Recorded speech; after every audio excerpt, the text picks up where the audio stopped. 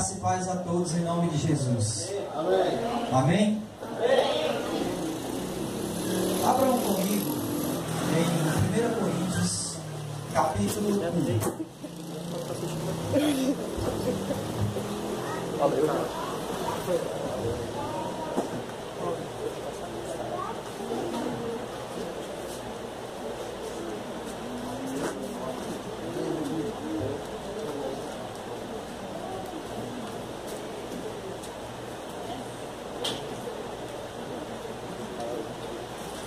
Coríntios, primeira carta de Paulo aos Coríntios, capítulo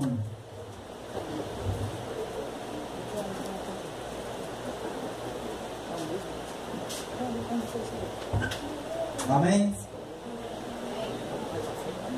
Ainda tem alguém procurando? E se não quiser ter misericórdia? Aí não é cristão, né? 1 Coríntios, capítulo 1, versículos do 4 ao 7. Vamos ler. Diz assim: sempre dou graças a meu Deus a vosso respeito, a propósito da sua graça, que vos foi dada em Cristo Jesus. Porque em tudo vos fostes enriquecidos nele, em toda a palavra, em todo conhecimento, assim como o testemunho de Cristo tem sido confirmado em vós, de maneira que não vos falte nenhum dom, guardando vós a revelação de nosso Senhor Jesus Cristo. Amém. Vamos orar.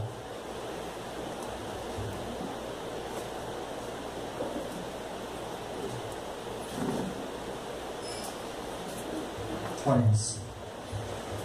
Bendito Deus e Pai do nosso Senhor e Salvador Jesus, a Tua palavra, Senhor, como de costume, em todos os cultos cristãos, ela foi lida e ela será explicada. O que nós te pedimos, ó Deus, nessa noite, é que não a minha voz, não a minha palavra seja ouvida e seja guardada, mas e sim, Senhor, aquilo que seja ouvido e guardado seja a Tua palavra.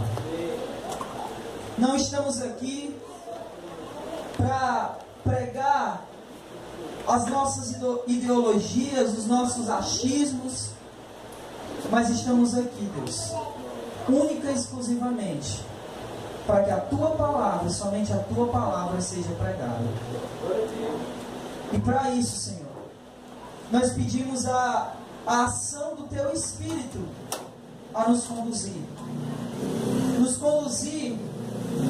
à leitura, nos conduzir à explicação, nos conduzir ao entendimento da Tua palavra e nos conduzir à prática da Tua palavra. Faz assim, Senhor. Abre a nossa mente e abre o nosso coração nessa noite para a Tua palavra. Em nome de Jesus, que nós oramos, que nós te bendizemos, hoje e sempre. Amém, Senhor. Meus amados, tempos difíceis, como igreja, nós temos vivido.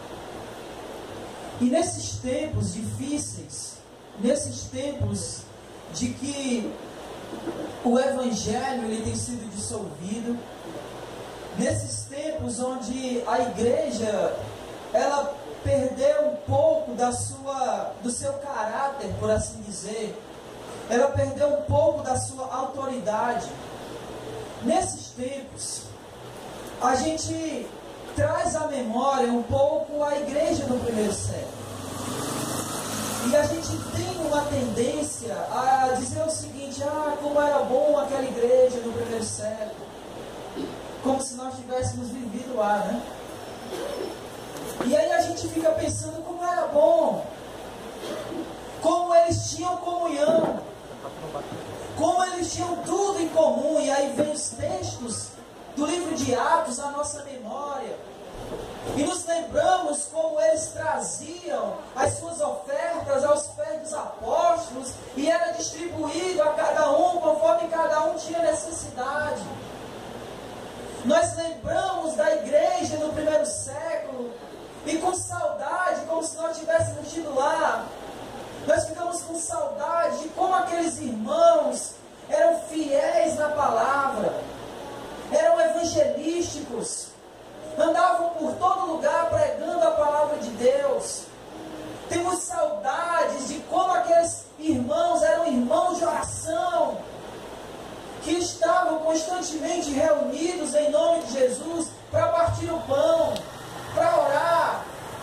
E em muitas dessas orações que eles oravam e louvavam e adoravam o nome desse Deus, o lugar onde eles estavam se tremia e eram abalados os firmamentos daqueles lugares.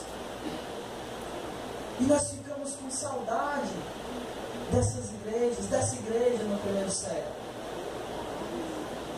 E muitos de nós, eu inclusive, nesses últimos dias, onde a gente tem visto o real cenário da igreja evangélica brasileira, e eu digo brasileira porque a gente não tem muita informação sobre a igreja no mundo, mas principalmente a igreja brasileira, a gente fica pensando que a gente gostaria que a igreja fosse que nem a igreja no primeiro século. Amém? Mas, ao mesmo tempo que eu me pego a pensar nesses fatos, que eu me pego a ter saudade de uma igreja como a igreja do primeiro século, ao mesmo tempo vem uma pergunta: será que a igreja do primeiro século era tão diferente da igreja hoje? Será que a igreja do primeiro século era de fato essa igreja tão perfeita que nós pintamos na nossa mente? E alguns insistem de querer voltar ao primeiro século para querer viver naquela igreja no primeiro século. Será que essa igreja era tão perfeita? E aí, olhando e folheando a carta de Paulo aos Coríntios, nós percebemos que não. Que essa igreja não era tão perfeita. Que essa igreja, ela tinha tantos defeitos como ela tem hoje. Que ela tinha tantos problemas, tantos quantos nós temos hoje. Que ela tinha tantas dificuldades quanto ela tem hoje. E nós vamos encontrar aqui em Corinto, na carta de Paulo aos Coríntios, uma igreja doente, uma igreja cheia de problemas, uma igreja que talvez nenhum de nós gostássemos de frequentar. Nós vamos encontrar uma igreja em Corinto, e essa é uma lição para nós, que não existe igreja perfeita. Não existe igreja perfeita pelo simples fato da igreja ser feita de pessoas. A igreja, e eu espero que ninguém tenha essa ideia aqui, se você tiver essa ideia, por favor, levante a mão. A igreja não é esse lugar. Você crê que a igreja não é esse lugar? Você crê que a igreja não são essas paredes? Você crê que a igreja não é esse teto, esse piso, esse púlpito, esse microfone ou nada que está aqui? Não creio que a igreja não é nada que está aqui, não, porque nós estamos aqui. E nós somos a igreja. Mas a igreja não é esse ambiente. A igreja somos nós. E se você é um ser humano, assim como eu, e eu creio que sim, você é imperfeito. Você não é perfeito, assim como eu não sou perfeito. E se você não é perfeito, assim como eu não sou, e nós, juntos, somos o corpo de Cristo, a igreja, então significa que essa igreja é imperfeita. Porque ainda não se manifestou o que havemos de ser. E se somos imperfeitos, nós teremos dificuldades. Nós teremos problemas de relacionamento. Nós teremos coisas que nós vamos ver aqui na igreja de Corinto. Nós vamos ter algumas, por assim dizer, algumas doenças que a gente vai ver aqui na igreja de Corinto. Então não existe igreja perfeita. Aliás, eu lembrando aqui do Cláudio Duarte, né? Ele que é muito brincalhão nas suas pregações, ele diz: no dia que você encontrar uma igreja perfeita, não entre nela. Porque na hora que você entrar, ela vai deixar de ser perfeita. Então, a primeira coisa, a primeira doença, por assim dizer, que nós vamos encontrar na igreja de Corinto, está aqui no capítulo 1, versículos 12 e 13. Por favor, leia comigo. Diz assim, versículos 12 e 13: refiro-me ao fato de cada um de vós dizer: eu sou de Paulo, e eu de Apolo, e eu de Cefas, e eu de Cristo. Acaso Cristo está dividido? Foi Paulo crucificado por vós? Ou fostes, porventura, batizados em nome de Paulo? Então, a primeira doença dessa igreja, da cidade de Corinto, dessa igreja em Corinto, era uma igreja que estava cheia de divisões. Era uma igreja dividida. Agora notem, se você prestou atenção, nos versículos 4 a 7, que nós lemos, o que Paulo diz no versículo 7? O que essa igreja tinha no versículo 7? De maneira que vos falte nenhum quê? Dom. É incrível como essa igreja, repleta de dons, era uma igreja repleta de divisões. É incrível como o fato de que as pessoas têm um dom fazem muito mais elas se dividirem do que se unirem. E isso é real. Porque quando nós temos um dom, nós estamos sempre querendo mostrar esse dom para os outros. Nós estamos sempre querendo ficar em destaque para que os outros vejam o meu dom. E eu estou sempre querendo fazer melhor do que o outro. E isso vai criar uma competição. E criando uma competição, criarão divisões. Essa igreja, ela era do primeiro século. E hoje? Existem divisões no nosso meio? Precisa perguntar? Não basta, assim, não precisa nós andarmos muito nesse Maracanã ou nesse Gereissati para a gente perceber quantas denominações existem aqui no Gereissati. Não falo nem do Maracanã, no Gereissati. É a igreja fulana aqui, é a igreja fulana ali, é a igreja fulana de tal acolá. E nós vamos ver igrejas, denominações espalhadas por todo lugar. E a gente percebe que essa divisão, ela não é uma coisa de agora. Ela é uma coisa de sempre. Desde quando a igreja foi igreja, divisões existem.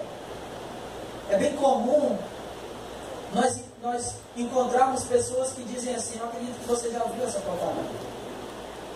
Eu sou Aí diz o nome da instituição. Como se nós pertencêssemos à igreja. Não, nós pertencemos a quem? A Cristo. E isso é exatamente isso que Paulo está combatendo. Versículo 12. Refiro-me ao fato de cada um de vós dizer: eu sou de Paulo, eu sou de Apolo, eu sou de Cefas, eu sou de Cristo. Divisões que existiam na igreja antes e existe na igreja hoje. Então a igreja de hoje não é assim tão diferente da de antes. Então a igreja do primeiro século não era assim, uma igreja tão perfeita como a gente imaginava. A igreja sempre teve problemas. A igreja sempre teve dificuldades. E enquanto Cristo não voltar, essa igreja vai continuar sendo assim. Porque são pessoas. Nós lutamos contra a nossa carnalidade, mas infelizmente, de vez em quando, a gente age como a gente é, carnal, pecador, por mais que a gente não queira. E essas coisas trazem problema para a igreja. Amém? Em segundo lugar, essa igreja, vá para o capítulo 5, por favor.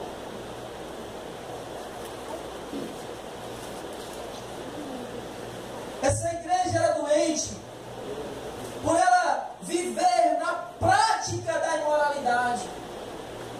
Olha só, versículo 5, capítulo 5, versículo 1. Diz assim: geralmente se ouve que há entre vós imoralidade e imoralidade tal, como nem mesmo entre os gentios. Isto é, haver quem se atreva a possuir a mulher do seu próprio pai. Olha só. O apóstolo Paulo está dizendo: olha, no meio de vocês, igreja, existe tanta imoralidade, mas tanta imoralidade, que é pior do que a imoralidade que se pratica por aqueles que não são cristãos, que não são do povo de Deus. E essa imoralidade é tão grande que no meio de vocês tem uma pessoa que está dormindo com a mulher do pai dele. Imoralidade. A igreja não era assim tão perfeita como a gente sonha. Ela tinha as suas dificuldades. E a igreja hoje? Eu sempre recebo notícias do mundo gospel. E esses dias eu li uma notícia que é claro que a gente espera muita coisa, mas tem coisas que nos chocam.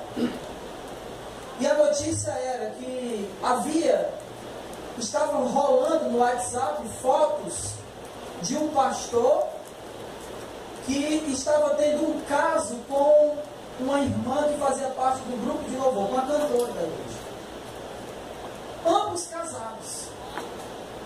O pastor tinha aproximadamente, pela foto dele lá, que estava na página dele do Facebook, pela foto ele tinha aproximadamente uns 40 anos no máximo. E a jovem tinha no máximo seus 25. Não tinha nem isso. Ambos casados. E estavam tendo um caso extraconjugal. Imoralidade. A igreja antes, a igreja agora. Nós estamos vivendo coisas que não é apenas de uma igreja de hoje. É uma igreja de sempre. No meio da igreja vão existir sempre pessoas com práticas assim. O que nós precisamos fazer é tratar essas pessoas. O que geralmente a gente faz é pegar essas pessoas e jogar fora. É isso que geralmente a igreja faz. Mas o que a gente precisa fazer é pegar essas pessoas e tratar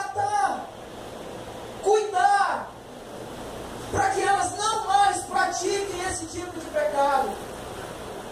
É claro que eu estou falando de tratar quando a pessoa, ela realmente quer se converter, ela realmente quer mudar, ela realmente quer uma restauração. Porque se você continuar lendo aqui o capítulo 5, o apóstolo Paulo vai dizer o seguinte a respeito desse rapaz: entrega ele a Satanás. Mas aqui era alguém que não estava nem um pouco afim de se arrepender. E aí Paulo diz: entrega ele a Satanás. Mas eu não estou falando de pessoas que não querem se arrepender.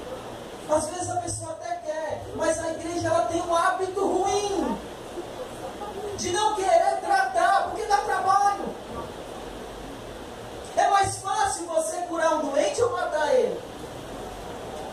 É muito mais fácil matar. Dá muito trabalho ter que ficar dando remédio. Dá muito trabalho ter que acompanhar. Dá muito trabalho. Eu gosto de uma frase dita pelo Augusto Nicodemos, que ele diz assim: olha, cuidado para você não jogar a água da bacia com o bebê dentro. Fala, Jesus. O que precisa ser jogado fora é a água suja. O bebê tem que continuar. Então a gente banha o bebê, vai jogar água fora e o bebê vai junto. Tem que ter cuidado. A igreja tinha práticas assim.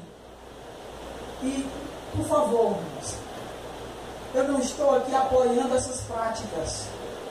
Eu só estou apenas mostrando que a situação que a gente vive hoje é muito parecida com a situação que a igreja viveu no primeiro século. E nós vamos no final ver que há um jeito para isso. Amém? Amém? Não se preocupe. Há uma solução. Uma outra situação que a igreja vivia, vá para o capítulo 10 de 1 Coríntios.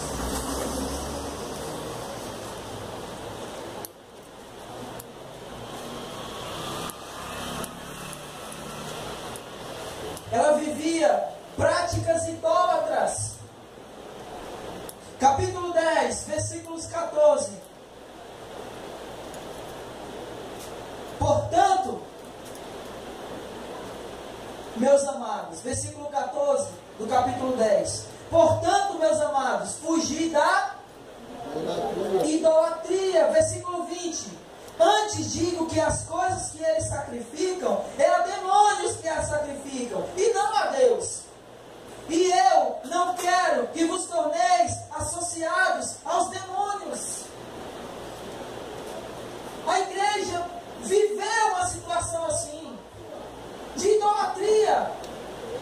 E a igreja hoje vive uma situação de idolatria. Durante anos e anos, os cristãos evangélicos, eles julgaram os católicos de idólatras. Anos. Os católicos, aqueles idólatras que adoram santos. E hoje, os evangélicos têm adorado cantores e pregadores. Quem é que vai estar lá? É o fulano. Eita, a bênção vai chegar. Ele está lá? Tá, é hoje. E Jesus eu não sei, mas se o cantor lá tiver, a bênção chega. Isso é idolatria. Nunca fomos tão idólatras. Nunca tivemos tanta fé em objetos. É o travesseiro ungido, é o perfume não sei de quê, é a vassoura que varre o mal. Nunca tivemos tanta idolatria dentro da igreja. E o pior, irmãos, é que quando a gente fala que esse tipo de coisa é heresia e é idolatria, ainda defendem. Ainda há uma defesa. Nós somos um povo que vive uma idolatria tremenda. E que moral nós temos para acusar os católicos de idolatria? Nenhuma. A igreja tem vivido uma idolatria como nunca ela viveu na vida. Idolatra-se cadeira, idolatra-se microfone, porque eu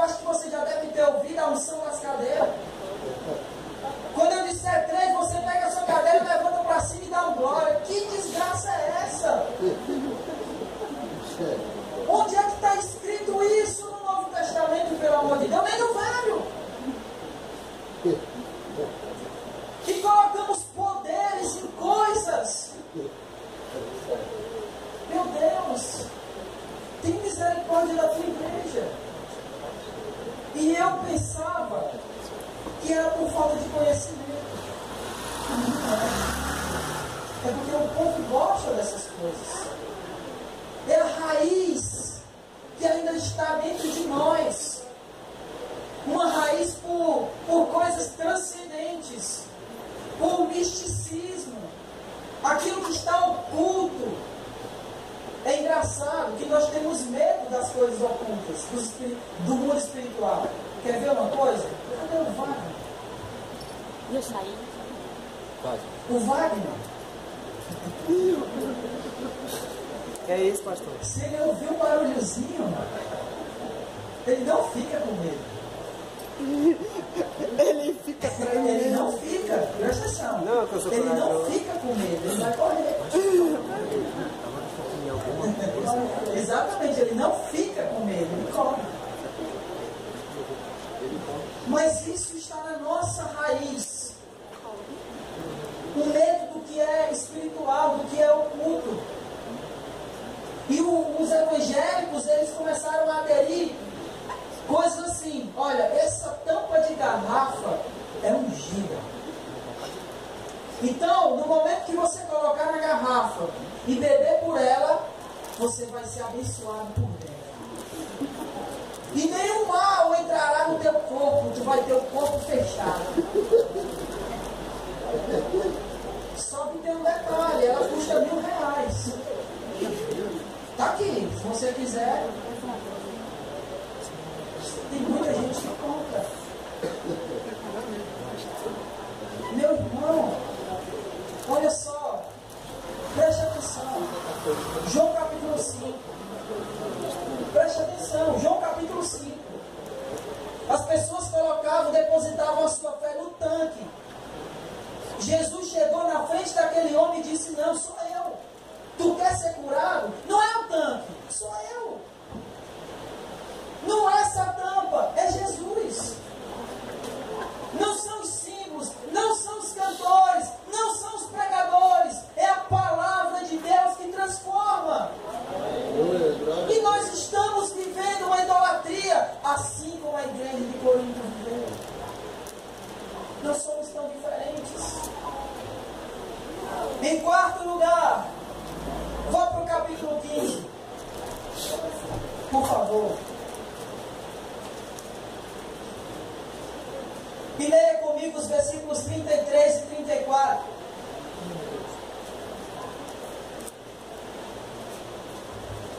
A igreja tinha uma prática de conversas inconvenientes. Olha só, versículo 33 e 34. Não vos enganeis. As más conversações corrompem os bons costumes. Tomai-vos a sobriedade, tornai-vos a sobriedade, como é justo, e não pequeis, porque alguns ainda não têm conhecimento de Deus. Isto digo para a vergonha de vocês. Naquela igreja havia conversas inconvenientes, e se conversavam tantas inconveniências que as pessoas nem conheciam a Deus. Meu Deus, como essa igreja parece com a igreja hoje. É tão interessante como pessoas cristãs, elas quando se encontram, conversam de tudo, menos de Deus. Política, futebol, trabalho e sei lá o que, e tudo. Mas são extremamente vazias do conhecimento de Deus. Porque não conversam sobre Deus. Porque não falam entre si sobre Deus. Porque não perguntam. Porque não têm curiosidade. Porque não querem saber. Porque não querem se encher mais de Deus. E andam com conversas inconvenientes. Para não chamar de fofoca. Fofoca vem muito sobre Jesus. Fale dele para as pessoas. Ele quer que você fofoque dele. Diga assim: olha, Tá, olha, eu vou te contar uma coisa de Jesus, viu? E fale! Paulo diz que há uma vergonha entre eles haver pessoas que não têm conhecimento de Deus. Irmãos, atentem aqui. Paulo não está falando para pessoas que não são cristãs. Ele está falando para uma igreja. E ele está falando para uma igreja que no meio da igreja existem pessoas que não conhecem a Deus. Como é que pode isso? E é o que a gente vive hoje. No meio das igrejas. As pessoas não conhecem o Deus a quem elas servem. Elas não sabem quem é Deus. Elas não sabem do que Ele é capaz. Elas não sabem o que Ele pode fazer e o que Ele não pode fazer. Elas não sabem o que vem de Deus e o que não vem de Deus. É uma falta de conhecimento de Deus tremenda. E o que é isso? Porque elas não falam a respeito de Deus. Elas preferem estar em lugares onde Deus não é mencionado, onde as coisas de Deus não são faladas. Eu não gosto aqui de dizer o seguinte: olha, se você quer saber mais de Deus, venha para as programações. Eu acredito que todos nós sabemos que nós temos que estar nas programações da igreja. Não precisamos estar falando isso. Mas uma das programações aqui, que é uma vez por mês, que é o Clube do Livro, um lugar que a gente tira dúvidas. Quase ninguém mais está vindo. Primeiro domingo de cada mês, Clube do Livro. Nós estamos estudando o livro de Atos. Hoje foi os primeiros 14 capítulos. No próximo mês, os últimos 14, do 15 ao 28.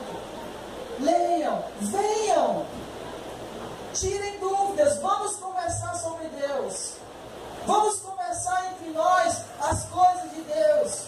E não vamos conversar as coisas inconvenientes. 2 Coríntios, capítulo 2.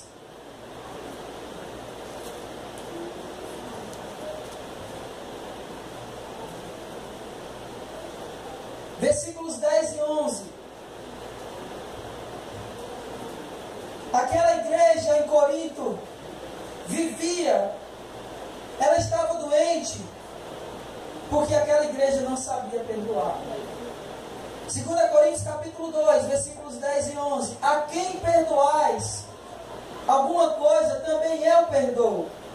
Porque de fato que tenho perdoado, se alguma coisa tenho perdoado, por causa de vós o fiz na presença de Cristo, para que Satanás não alcance vantagem sobre nós, pois não lhe ignoramos os desígnios. Se uma igreja não perdoa, ela é doente. Ela está adoecida. E essa igreja, Paulo está escrevendo isso aqui, porque naquela igreja existia pessoas que não perdoavam, que não conseguiam perdoar. E do mesmo jeito que existia lá, existe hoje ainda. Hoje nós estávamos conversando sobre pessoas que querem ser zelosas quanto à fé, mas vivem com o coração cheio de rancor e de ódio. Cristãos que não abrem mão da doutrina, mas são pessoas que odeiam irmãos. São pessoas que não cumprimentam o irmão. Pessoa que você dá a mão para cumprimentar e ele nem levanta a cabeça, nem olha para você. Só dá a mão por educação. E olhe lá. Se não houver perdão, há doença. Se não houver perdão, há uma doença espiritual na igreja. E a igreja hoje não é diferente da igreja no primeiro século. A penúltima coisa está no capítulo 6 aqui, de 2 Coríntios. Versículos 14 ao 18. Capítulo 6.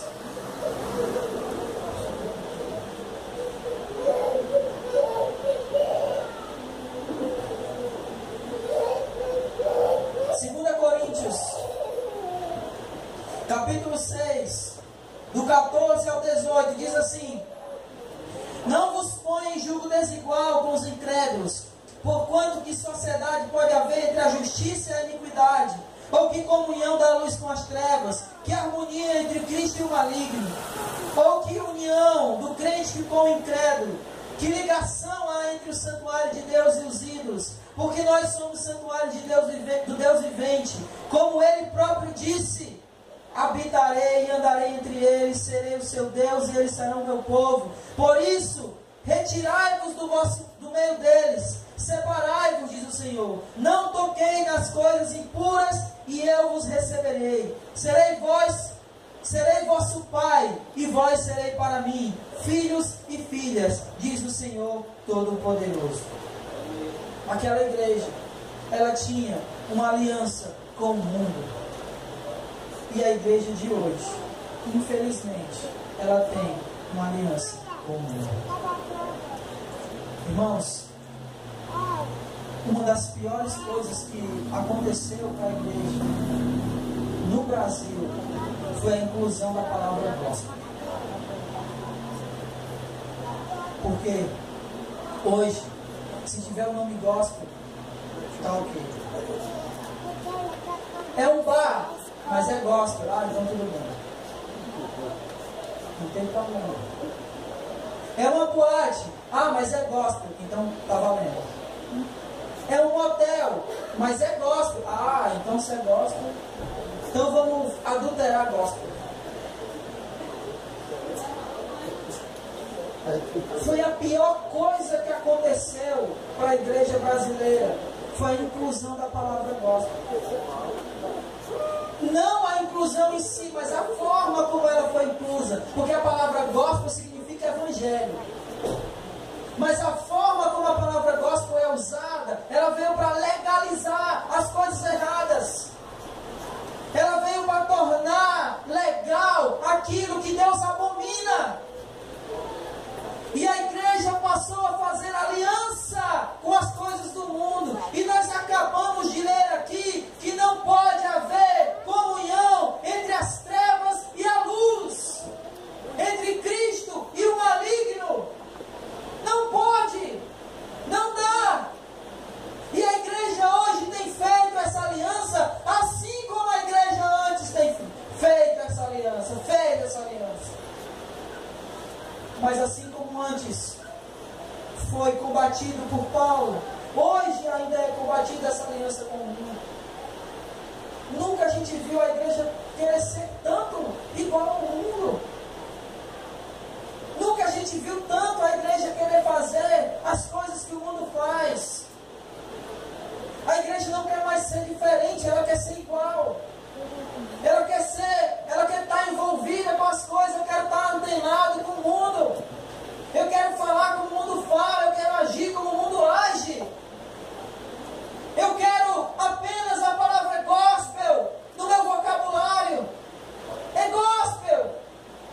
Se é gospel, está valendo. Se é gospel, pode ser. E não importa se o mundo faz igual. Nós fazemos também. Mas não fazemos que nem o mundo faz. Por quê? Porque é gospel. Meus irmãos, aquela igreja estava doente. Porque ela estava fazendo associação, aliança com as coisas mundanas. E a igreja brasileira hoje está fazendo a mesma coisa. Então não somos muito diferentes. Uma vez um pastor me disse: se Deus é o mesmo, e de fato Ele é, o povo de Deus é o mesmo. Ontem, hoje e vai ser daqui para frente. E essa igreja de Corinto é a prova de que a igreja, desde o seu começo, ela teve as suas doenças. Ela teve as suas dificuldades, ela teve momentos onde ela envergonhou o nome de Jesus, com práticas que nem mesmo entre aqueles que não eram cristãos, não se fazia. Como a gente leu aqui em 1 Coríntios capítulo 5. Mas essa igreja, ela também era doente. Para finalizar aqui, capítulo 12, versículo 21. Porque naquela igreja faltava arrependimento. 2 Coríntios capítulo 12, versículo 21. Receio que indo outra vez, o meu Deus me humilhe no meio de vós, e eu venha a chorar por muitos que outrora pecaram, e não se arrependeram da impureza, da prostituição, lascívia que cometeram. Aquela igreja era doente, não apenas porque ela praticava tudo isso que a gente falou aqui, mas ela era doente porque ela não se arrependia dos seus pecados. Irmãos, eu mostrei tudo isso para vocês, para que vocês percebam que não somos tão diferentes assim. Talvez numa coisa a gente é diferente. Numa coisa: no uso do remédio. Ou melhor, no remédio. A igreja hoje, como a igreja antes, tem todos esses problemas aqui. Só que a igreja de hoje, ela está tentando resolver com fórmulas antibíblicas.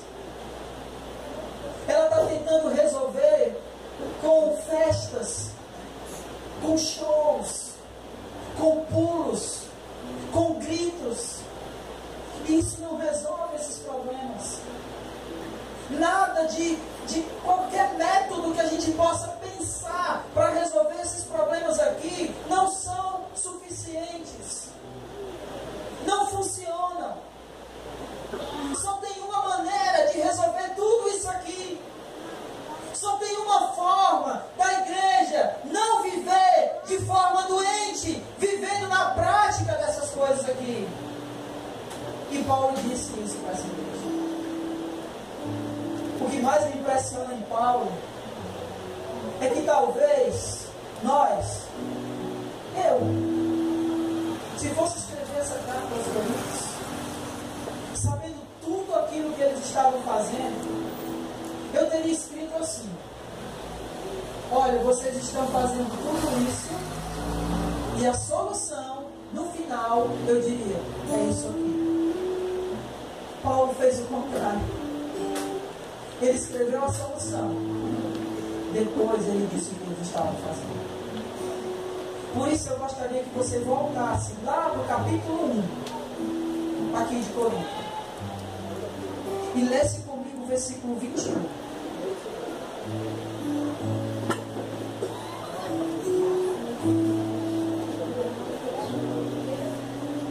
Primeira Coríntios, capítulo 1, versículo 21.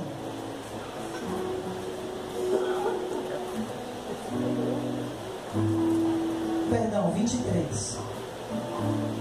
Capítulo 1, versículo 23 diz assim: mas nós pregamos a Cristo crucificado. Capítulo 1, versículo 23. Mas nós pregamos a Cristo crucificado, escândalo para os judeus, loucura para os gentios. Sabe qual é a solução? Para todos os problemas da igreja de ontem e da igreja de hoje, o Evangelho. Não existe outra coisa. Não existe métodos. Não existe fórmulas. Não existe ideias que sejam melhores para tratar os problemas da igreja do que o Evangelho de Jesus. O Evangelho cura, o Evangelho sara, o Evangelho liberta, o Evangelho salva. Nada mais além do Evangelho. E eu me impressiono com o Paulo, porque ele começa dizendo isso, porque a ideia dos coríntios começava pela ideia errada do Evangelho. O Evangelho é Jesus. E eles estavam dizendo: eu sou de Pedro, eu sou de Paulo, eu sou de Apolo. Não! Lembra o que a gente leu? Ele disse: por acaso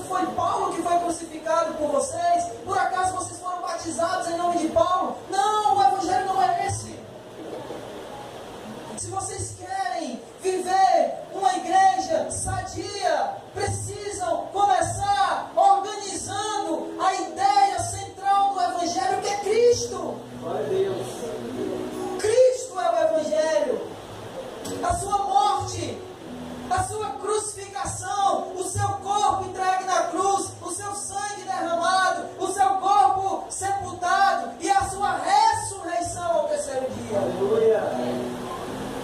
É isso que sara, é isso que cura, é isso que liberta. E essa igreja, uma igreja cheia de dons, cheia de pessoas que tinham tudo para viver bem, era uma igreja que tinha mais problemas. Paulo precisou escrever 2 cartas para essa igreja. E é claro que nós falamos alguns dos problemas, não falamos todos. Eu poderia falar aqui que essa igreja ainda tinha problemas de relacionamentos. Essa igreja tinha problemas de pessoas no seu casamento. Essa igreja tinha problemas até na hora de tomar a ceia. Mas para corrigir isso, só o Evangelho de Jesus. Só o Evangelho tem esse poder para restaurar. Não existe igreja perfeita, nem hoje, nem ontem e nem amanhã vai existir.